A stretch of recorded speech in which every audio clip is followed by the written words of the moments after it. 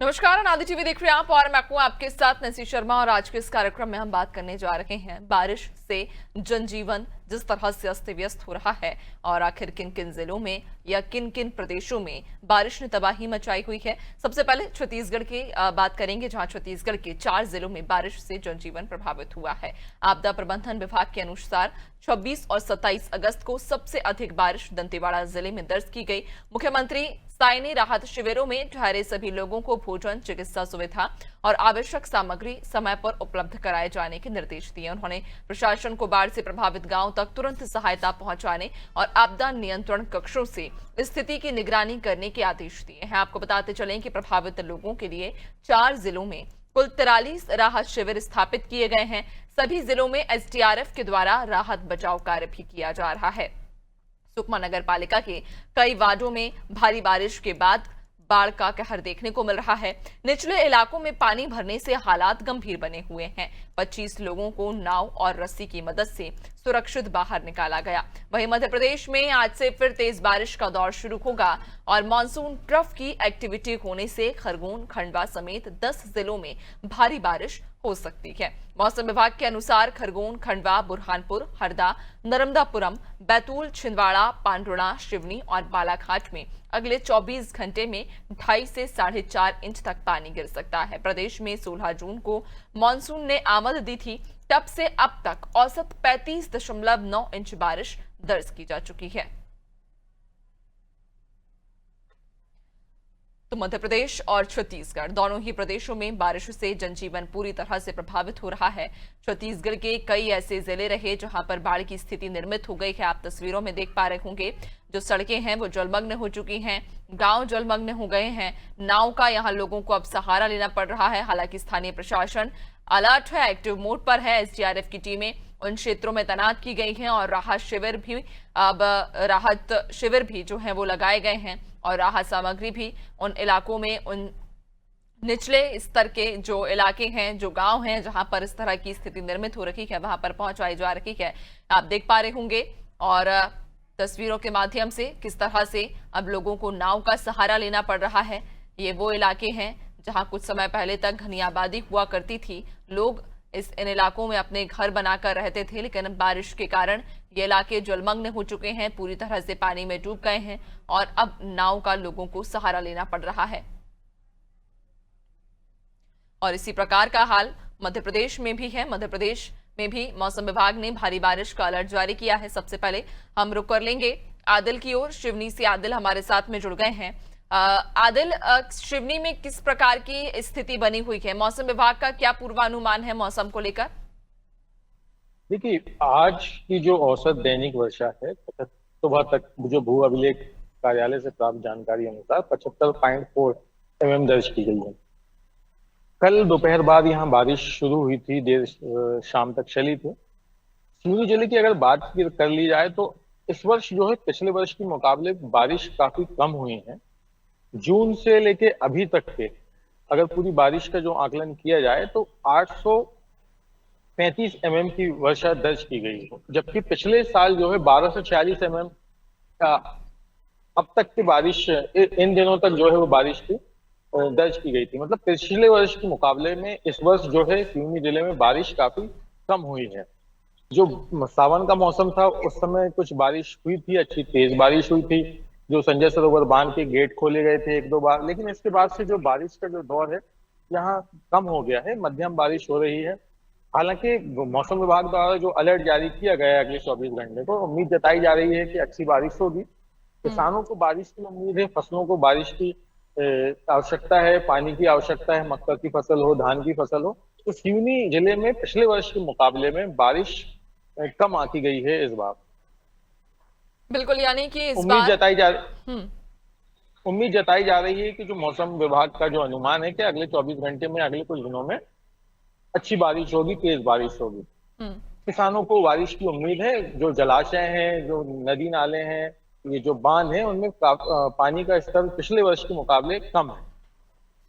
बिल्कुल, यानी कि पिछले साल के मुताबिक इस साल अगर हम देखें तो जो बारिश हुई है वो कम इस बार दर्ज की गई है। लेकिन मौसम विभाग के द्वारा अब जब अलर्ट जारी किया गया तो लोगों में एक बार फिर से उम्मीद जागी है। बने रहिएगा और भी आगे हम आपसे अपडेट्स लेंगे। सहयोगी संजय हमारे साथ में जुड़ गए हैं। संजय नर्मदापुरम से हमारे साथ में जुड़े हुए हैं। संजय, नर्मदापुरम में क्या स्थिति है बारिश को लेकर फिलहाल?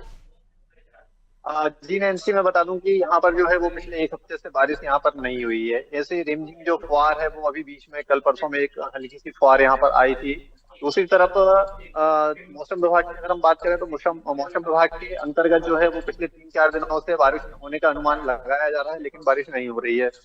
बादल छाए हुए हैं और धूप भी रह रहकर धूप भी निकल रही है।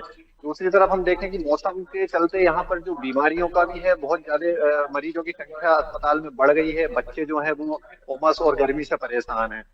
किसान भी यहाँ पर जो है वो धान की जो फसल है वो सूखने लगी है, खेतों में दरार पड़ गई है। बारिश नहीं होने के कारण कहीं ना कहीं किसान भी परेशान है। 1 जून से 13 जून तक यहाँ पर जो है 21 इंच बारिश दर्ज की गई थी। उसके बाद यहाँ पर तेज बारिश नहीं हुई है। बीच में अभी कुछ दिन पहले एक बार तेज बारिश हुई थी, लेकिन वो भी कुछ मिनट बाद बंद हो गई थी। उसके बाद यहाँ पे जो है वो धूप निकली हुई है, क्योंकि अभी तक धूप निकलने का सिलसिला यहाँ पर जारी है। अभी तक यहाँ पर कोई किसी प्रकार की कोई बारिश अभी तक नहीं हुई है। जी बिल्कुल, यानी कि पिछले एक हफ्ते से तो सूखा की स्थिति हम देख रहे हैं नर्मदापुरम में, लेकिन मौसम विभाग ने अब अलर्ट जारी किया है। कहा जा रहा है कि 3 दिन के लिए अलर्ट है कि तेज बारिश की संभावना मध्य प्रदेश में दर्ज की जा रही है। वैसे में पूर्वानुमान क्या जताया जा रहा है? मौसम विभाग के द्वारा क्या ये संकेत दिए गए हैं कि कब तक नर्मदापुरम में बारिश के आसार हैं? मौसम विभाग की तरफ से ये पूर्व अनुमान बताया जा रहा है कि बंगाल की खाड़ी की तरफ से जो एक कम दबाव का जो क्षेत्र बन रहा है, उससे नर्मदापुरम जिले और आसपास के जिलों में, नर्मदापुरम सहित आसपास के जिलों में अगले 24 घंटे में बारिश होने का अनुमान मौसम विभाग के द्वारा जताया जा रहा है। जी बिल्कुल, यानी कि आने वाले कुछ दिनों के भीतर मध्य प्रदेश के कई हिस्सों में मौसम विभाग ने बारिश को लेकर पूर्वानुमान जताया है। लेकिन अब देखने वाली बात होगी कि फिलहाल इतने समय से बारिश जो मध्य प्रदेश में लगभग थम सी गई है, क्या एक बार फिर से बारिश का दौर शुरू होगा या नहीं? बने रहिएगा और भी आगे हम आपसे अपडेट्स लेंगे। अन्य सहयोगी भी हमारे साथ में जुड़े हुए हैं, उनकी ओर भी हम रुख कर लेते हैं, चर्चा करेंगे। और अब चलिए छत्तीसगढ़ का हालचाल जानेंगे। कुलभूषण हमारे साथ रायपुर से जुड़ गए हैं। कुलभूषण, रायपुर में क्या स्थिति है? रायपुर की बात करें या फिर पूरे छत्तीसगढ़ की हम बात करें, क्योंकि छत्तीसगढ़ के कई इलाके ऐसे हैं जहां पर बाढ़ की स्थिति निर्मित हो रही है। तस्वीरें जो हम तक पहुंची हैं कि लोग नाव का सहारा ले रहे हैं गांव में जाने के लिए। सड़कें जलमग्न हो गई हैं, पूरे के पूरे गांव डूब चुके हैं। जी बिल्कुल, अगर छत्तीसगढ़ में मैं मौसम की बात करूं तो कहीं सूखा है, कहीं कम बारिश है, तो कहीं कहीं बाढ़ की स्थिति बनी हुई है। अगर हम बात करें कि छत्तीसगढ़ में अगर 6 जिले कुछ ऐसे हैं जहां पर भारी बारिश का अलर्ट बताया गया है, जिसमें से खास तौर पर बस्तर संभाग जो है वो पूरी तरह से बारिश से लबालब हो चुका है। सड़कें बंद हो चुकी हैं, बस्तर संभाग तक जाने के लिए सड़कें भी नहीं बची हैं। कई गांव ऐसे हैं जहां पर नावों से जा रहा है, कई गांव तो पूरी तरह बारिश और बाढ़ की वजह से पूरी तरह से बर्बाद हो चुका है। मैं अगर बात करूं कि अभी वहां पर अलर्ट जारी किया गया है, वहां पर जो बचाव कार्य है, जीआरएफ की टीम हो या फिर बचाव की राहत की जो टीम हो, पूरी कलेक्टेड की पूरी टीम वहां पर लगी हुई है। मुख्यमंत्री अभी सोल में बैठे हुए साउथ कोरिया से उसको लेकर निर्देश लगातार जारी रखे हुए हैं। मैं बता दूं कि अभी जैसे दुर्ग संभाग की अगर हम बात करें, दुर्ग संभाग में अगर देखा जाए तो 1 से 2 दिनों के अंदर जो है भारी बारिश का वहां पर अलर्ट बताया गया है, ऑरेंज अलर्ट वहां पर बताया गया है। वहीं सुकमा के 2-3 स्थान है जहां पर भारी बारिश का अलर्ट वहां पर बताया गया है। रायपुर में भी अगले 3 दिनों में बारिश अलर्ट वहां बताया गया है, येलो अलर्ट यहाँ भी दिया गया है। तो इस तरह खास तौर पे कांकेर, नारायणपुर, बीजापुर, दंतेवाड़ा, बस्तर और सुकमा, इन सभी जिलों में अगर मैं बात करूं तो सबसे ज्यादा रेड अलर्ट जो है वो बारिश के इन जिलों में है। सबसे ज्यादा बाढ़ की स्थिति इन जिलों में यहाँ पर पड़ी जा रही है। कई जिस तरह से मैं बता रहा हूँ, पिछले 24 घंटे के अंदर 21 सेंटीमीटर से कई से ज्यादा का बारिश यहाँ पर हो चुका है, पानी यहाँ पर गिर चुकी है।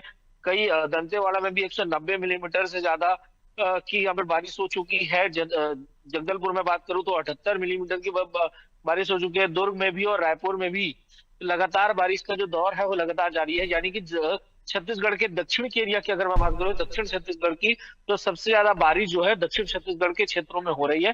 वहीं अगर ऊपर अंबिकापुर के उत्तर छत्तीसगढ़ की मैं बात करूं तो उतना बारिश का हमको जो अलर्ट है वो नहीं है। लेकिन दक्षिण छत्तीसगढ़ में सबसे ज्यादा जो बारिश अलर्ट है यहाँ पर हमको देखने को मिली है। सबसे ज्यादा बाढ़ की स्थिति यहाँ पर बनी हुई है।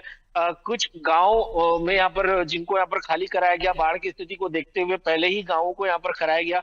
करीब 70 ऐसे गांव हैं जिनको समय रहते वहां पर पहले से ही खाली करा लिया गया है, वहां पर अलर्ट जारी कर दिया गया है।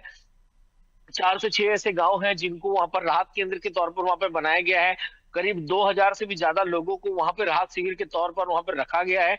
जब बारिश कम होगी, बाढ़ उनमें हटेगा, जब टीम वहां पर पहुंचेगी, तब दोबारा से उनको बसावट के लिए उसको किया जाएगा। हालांकि सरकार ऐसे लोगों के लिए जो मुआवजा है उसकी भी तैयारी कर रखी है। मुआवजा भी ऐसे लोगों को दिया जाएगा जिनकी बाढ़ पीड़ितों को वहां पर मुआवजा देने की बात कर रही है। लेकिन जिस तरह से हालात अभी बने हुए हैं, अगर लगातार इसी तरह से हालात रहते हैं तो यकीनन तौर पर आगे और भी कई बड़ी समस्या हो सकती है। हालांकि सरकार इससे निपटने की पूरी बात कह रही है। जी बिल्कुल, यानी कि छत्तीसगढ़ में मिला जुला असर है। कुछ इलाके ऐसे हैं जहां पर बारिश लगभग थम सी गई है, लेकिन जबकि अगर दक्षिण छत्तीसगढ़ की बात करें तो यहां पर भारी बारिश दर्ज की जा रही है, बाढ़ के हालात निर्मित हो रहे हैं। बने रहिएगा और भी आगे हम आपसे चर्चा करेंगे। पंकज की ओर रुख कर लेते हैं। पंकज पानुड़ा से हमारे साथ में लगातार बने हुए हैं। पंकज, पानुड़ा में क्या स्थिति है मौसम को लेकर, और अगर विशेषज्ञों की बात करें मौसम विभाग के तो उनका क्या पूर्वानुमान है? पंकज, आपकी आवाज नहीं आ पा रही है। जी नैन्सी, मैं बता दूं, मौसम विभाग ने यहाँ पे भारी बारिश की चेतावनी दी थी, जिसके चलते कल रात को 1 घंटा लगभग बहुत अति भारी बारिश हुई है।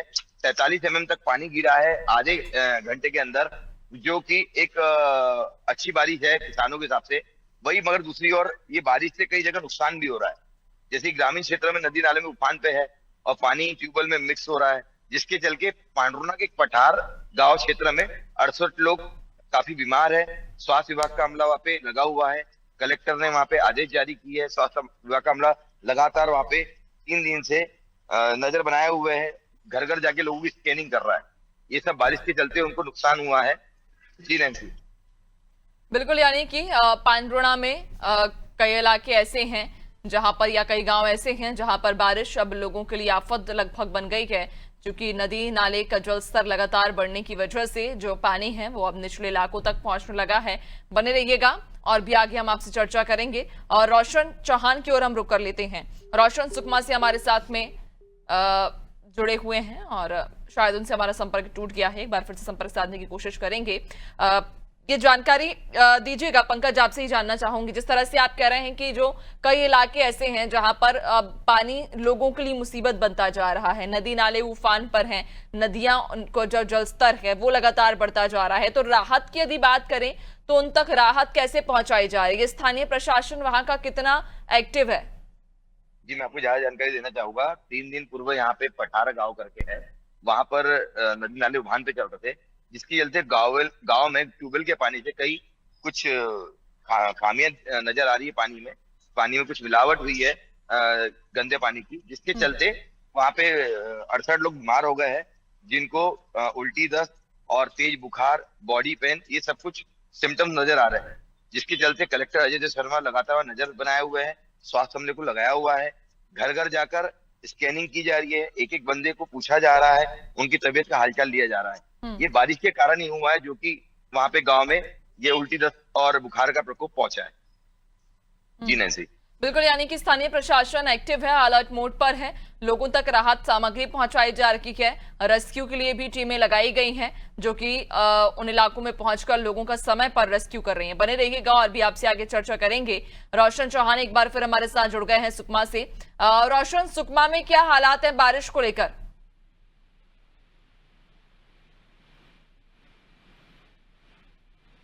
रोशन, आपको आवाज आ पा रही है? देखिए, लगातार 2 दिन से क्षेत्र में बारिश हो रही थी। सुकमा जिला पूरी तरह जो है वो टापू में एक तरफ से जो है तब्दील हो गया था, जिसमें आज राहत भरी खबर निकल कर आई है कि आज जो है बाढ़ का बारिश का पानी धीरे धीरे जो है कम होता नजर आ रहा है, जिसमें आज हल्की सी धूप भी खुली थी, जिसमें बड़े वाहन जो है पुल पुलिये से निकलने जो है आवागमन जो चालू हो गया। हालांकि छोटे वाहन जो है अभी रोके गए हैं, क्योंकि छोटे वाहन के निकलने लायक जो है अभी बाढ़ का पानी वहां से कम नहीं हो पाया। इसलिए शासन प्रशासन, पुलिस प्रशासन और तहसीलदार वहां पर खुद मौजूद होकर जो है वहां की स्थिति पर नजर बनाए हुए हैं। जी लेकिन रोशन, वहां पर अगर राहत सामग्री की बात करें या फिर राहत बचाव कार्य की बात करें तो उसको लेकर क्या स्थिति है? क्योंकि आप कह रहे हैं कि आज थोड़ी राहत मिली है, लेकिन इसके पहले तक टापू में लगभग जो सुकमा है वो तब्दील होता जा रहा था, तो क्या वहां पर कोई लोग अभी भी फंसे हुए हैं? क्या सबका सफल रेस्क्यू हो चुका है? जी बिल्कुल, जितने भी बाढ़ पीड़ित लोग यहाँ पर फंसे हुए थे, उन्हें रेस्क्यू करके जो है सुरक्षित स्थान पर राहत शिविर में लाया गया है और उनके खाने पीने की व्यवस्था भी 2 दिन से लगातार की जा रही है। हालांकि अभी बाढ़ की स्थिति जो कम होती नजर आ रही है, जिसमें कुछ बड़े वाहन के जो यात्री फंसे हुए थे वो निकलना चालू कर दिए हैं। हालांकि छोटे वाहन के जो यात्री है वो अभी भी उन्हें राहत शिविर में रखा गया है। देर शाम तक जो है जिला प्रशासन ने जैसा कि बताया कि देर शाम तक जो है रास्ता जो है वो पूरी तरह से बहाल कर दिया जाएगा। बिल्कुल, यानी कि अभी भी लगातार रेस्क्यू ऑपरेशन जो है वो जारी है और स्थानीय प्रशासन अलर्ट मोड पर है, एक्टिव मोड पर है और ये सुनिश्चित किया जा रहा है कि हर व्यक्ति का सफल रेस्क्यू हो, कोई भी वहां पर फंसा ना रहे, किसी को भी किसी प्रकार की परेशानी ना हो। बने रहिएगा, आगे और भी आपसे हम चर्चा करेंगे। आदिल की ओर एक बार फिर से रुख कर लेते हैं।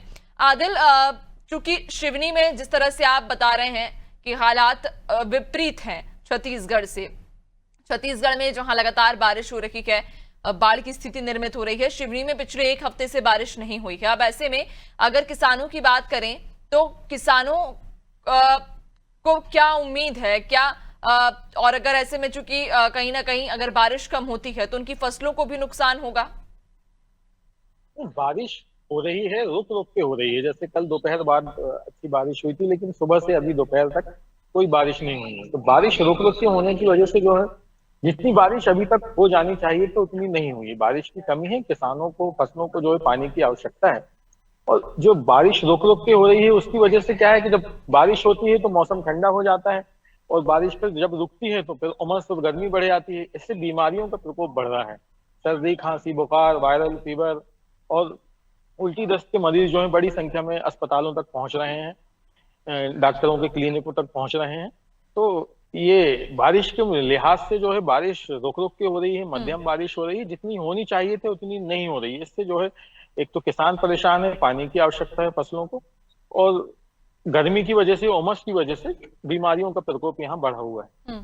बिल्कुल, यानी कि बदलते मौसम की वजह से जो मौसम बीमारियां हैं वो अब बढ़ने लगी हैं, जिससे कि लोगों को कहीं ना कहीं परेशानियां भी झेलनी पड़ रही हैं। बने रहिएगा और भी आगे आपसे चर्चा करेंगे। नर्मदापुरम की ओर रुख कर लेते हैं। संजय हमारे साथ लगातार बने हुए हैं।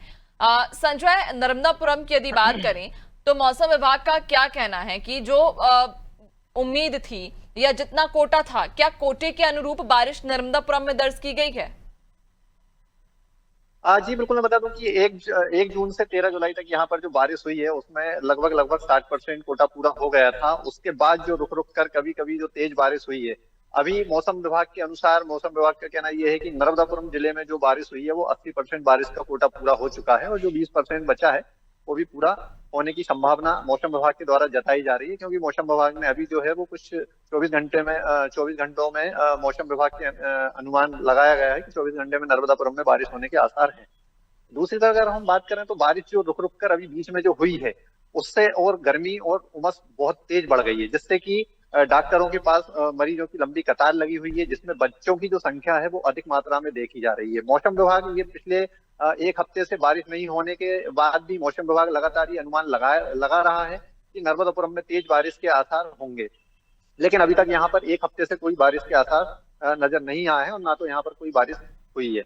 यहाँ पर तेज गर्मी और तपन से लोग परेशान हैं। जी बिल्कुल, यानी कि फिलहाल 80% जो कोटे के हिसाब से बारिश हुई है, लेकिन 20% अभी भी होना बाकी है और मौसम विभाग के द्वारा ये उम्मीद जताई गई है कि आने वाले समय में ये कोटा भी पूरा हो सकता है, होने की संभावना है। बने रहिएगा और भी आगे आपसे चर्चा करेंगे। रायपुर की ओर एक बार फिर रुक कर लेते हैं। कुलभूषण हमारे साथ बने हुए हैं।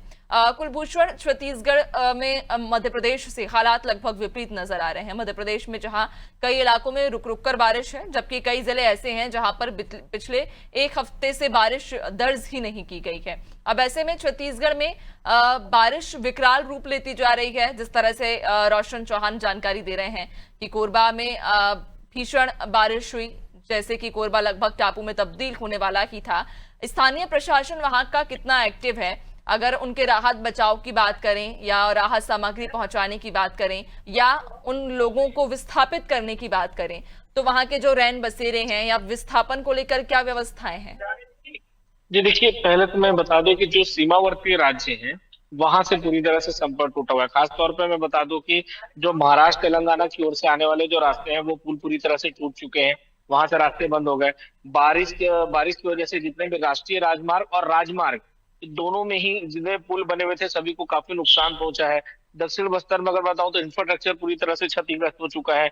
मैं बता दूं कुछ जैसे इंद्रावती नदी में ही मैं बता दूं 2 छात्र डूबे थे, अब तक उनकी बॉडी बरामद नहीं कर पाई है। उसी तरह जगदलपुर में भी जो दरबा घाटी है वहां कार सवार 4 लोगों की मृत्यु हो गई, उनकी बॉडी कल बरामद हुई है। और इसी तरह मैं अगर बताऊं कि जो लोगों को लाने ले जाने की जो समस्या जो हो रही है वो इसी वजह से हो रही है। सड़कें पूरी तरह से नहीं है, तो जो जितनी ज्यादा सुविधा हो सकती है या उसके आसपास के क्षेत्र के जो गांव हैं उन क्षेत्रों को राहत शिविर के तौर पर बनाया गया। हालांकि प्रशासन की ओर से पूरी व्यवस्था की गई है, खाने की पूरी व्यवस्था वहां पर की जा रही है, प्रॉपर तरीके से खाने वहां पर पहुंचाया जा रहा है।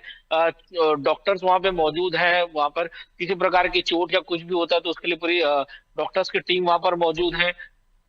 लगातार एसडीआरएम की जो टीम है वो है, किसी भी प्रकार जो नदियों में लगातार एसडीआरएम की टीम वहां पर मौजूद है। हर पुल हर जगह पर नजर रखा गया है, लेकिन तो भी जो लोग हैं उनको रास्ता क्रॉस करना है, वो पुल के बाहर से उसको क्रॉस करने पे आमादा हो ही जाते हैं। जरा सा भी उनको अगर पानी कम कर होते हुए दिखता है तो लोग नहीं समझते हैं और पुल को क्रॉस करने की कोशिश करते हैं, जिनके चलते ये हादसे होते हैं। हालांकि सिक्योरिटी वहां पर मौजूद है, पुलिस की टीम भी वहां मौजूद है, लेकिन उसके बावजूद लोग जो है वो रास्ता क्रॉस करने की कोशिश करते हैं, जिसकी वजह से हादसे हो रहे हैं। अभी पुलिस जो है वो इन्हीं हादसों को रोकने की कोशिश कर रही है। और लेकिन हर तरफ से देखिए बस्तर संभाग ही इतना बड़ा है कि चारों तरफ पुल नदी नाले ये चारों तरफ से बने हुए हैं। अगर एक किसी बड़े पुल पे अगर पुलिस तैनात होती है, अगर वहां ट्रैफिक जाम मिलता है तो लोग रास्ता बदलने की कोशिश करते हैं। जो लोग वहां घूमने भी गए हुए थे, जो वहां रहते भी नहीं है, तो उस क्योंकि टूरिस्ट एरिया वो आता है तो लोग ज्यादा से ज्यादा जल्द से जल्द अपने घर पहुंचने की कोशिश कर रहे हैं, तो इस वजह से वो हड़बड़ाते हैं, नया रास्ता खोजने के चक्कर में होते हैं और जिसकी वजह से ये हादसे होते हैं। और उन्हीं हादसों को रोकने के लिए एसडीआरएफ की टीम है, पूरी नदियों में लगातार टीम जो है सभी पुलों पर नजर बनाए हुए हैं। कहीं भी अगर इस तरह के हादसे होते तो तत्काल उनको रिकवर किया जा सके, उनकी जान बचाई जा सके। हर गांव के क्षेत्र में जो भी डूबत जो गांव हैं उनके पास में राहत शिविर वहां पे लगाए गए हैं, ताकि जल्द से जल्द नियर जो भी राहत शिविर वहां पहुंचाया जा सके, डॉक्टर की मदद वहां पे मिल सके, खान पान की सुविधा वहां पर लगाया जा सके। कैंप जब तक उनके गांव खाली नहीं होते, जाने का रास्ता नहीं बनता, तब तक राहत कैंप के तौर पर उनको रहने ठहरने की पूरी व्यवस्था जो है प्रशासन द्वारा अब तक तो बहुत अच्छे से की गई है। अभी अगर हालात नहीं सुधरते हैं तब देखा जाएगा किसी और क्या बड़े रूप दे, लेकिन अभी ये बताया जा रहा है कि कुछ हालात सुधरे हैं, धीरे धीरे बारिश की स्थिति कम हो रही है, हो सकता है पुल का पानी कम हो तो आने वाले समय में जल्द ही जो दोबारा जो है वो वापस से लोग अपने क्षेत्रों में जा सकते हैं। जी बिल्कुल, यानी कि स्थानीय प्रशासन लगातार अलर्ट है, एक्टिव मोड पर है, चाहे बात व्यवस्थाओं की करें या बात करें राहत सामग्री पहुंचाने की, तो हर स्तर पर जो प्रशासन है वो युद्ध स्तर पर लगी हुई है। बहुत शुक्रिया आप सभी का जानकारी साझा करने के लिए। तो बताते चलें कि मध्य प्रदेश में, जहां मध्य प्रदेश में आने वाले समय में मौसम विभाग ने बारिश को लेकर अलर्ट जारी किया है, जबकि मध्य प्रदेश के कई जिले ऐसे हैं जहां पर कुछ दिनों से या कुछ हफ्तों से बारिश नहीं हुई है, लेकिन वहीं कुछ इलाके ऐसे भी हैं जहां पर रुक रुक कर बारिश दर्ज की जा रही है। जबकि छत्तीसगढ़ की यदि बात करें तो इससे विपरीत छत्तीसगढ़ में माहौल है। छत्तीसगढ़ के जो दक्षिण छत्तीसगढ़ खास तौर पर अगर बात करें तो दक्षिण छत्तीसगढ़ में लगातार बारिश की वजह से नदी और जो डैम है उनका जलस्तर बढ़ता जा रहा है, जिसके कारण अब स्थिति बाढ़ की जैसी निर्मित होने लगी है। लेकिन स्थानीय प्रशासन अलर्ट है और लोगों तक राहत सामग्री पहुंचाई जा रही है और लोगों का समय पर रेस्क्यू भी किया जा रहा है। और इसी के साथ फिलहाल इस खास बुलेटिन में इतना ही। बने रहिए नादी टीवी के साथ। नमस्कार।